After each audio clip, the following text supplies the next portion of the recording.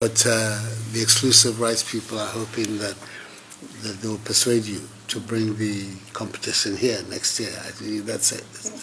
So there's nothing I'd like better than to be able to join Ghana to our family of visits. I think that when everyone's ready, we're always ready to support. Okay. And we're looking forward this year to be in London, next year in Thailand, and I let the other countries mention their names when they're ready.